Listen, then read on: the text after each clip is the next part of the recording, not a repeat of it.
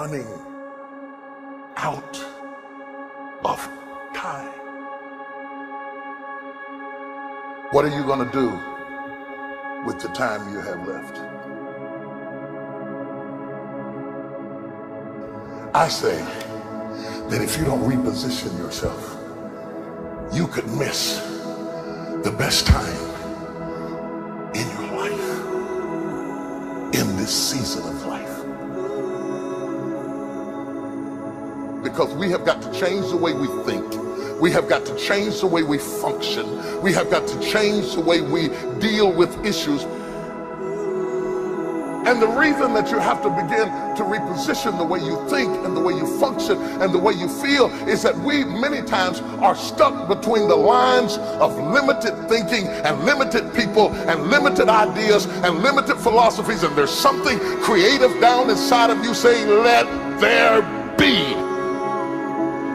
You need to walk into a situation where you've been locked up and tied up and tangled up and say, let there be light, let there be healing, let there be books, let there be change in this city. You have tried 4 or 5 or 6, 7, 8, 9, 10 different things.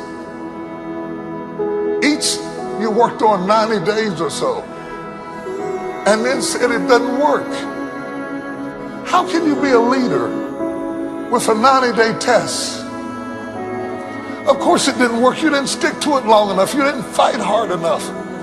You didn't do what it took to win, and rather than to correct it and get it right, you walked away from it and tried something else. And for the last 10, 15 years of your life, you've been on the run from one thing to the next thing to the next thing, trying to make all this stuff work. Stop it. Stand still.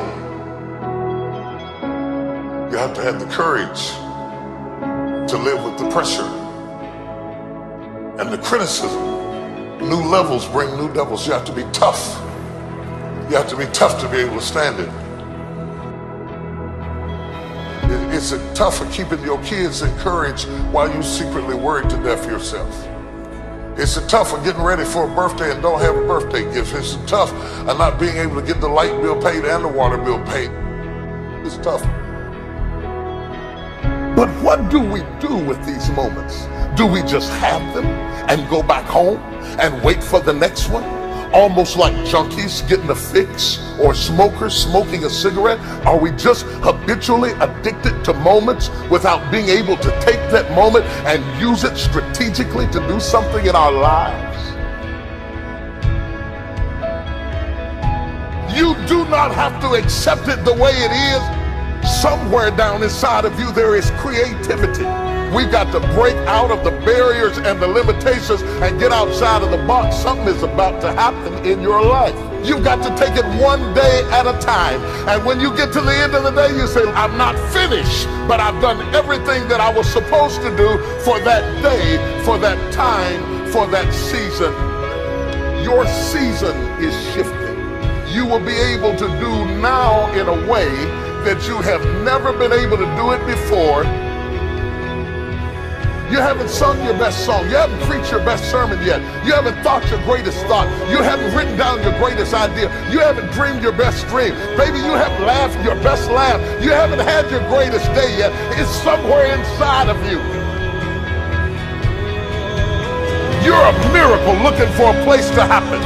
You have got all kinds of things locked up inside of you that are about to come forth for such a time as this.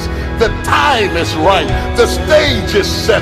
The conditions are in order, and something awesome is about to happen in your life. Don't let anybody tell you you're too young. Don't let anybody tell you you're too old. Don't let anybody tell you you're fitted. Every day you wake up in the morning, it's a sign the best is yet to come. This is my moment, and I am determined to live it. The mind is the battleground. The fight is in your mind. Are you ready for the next level?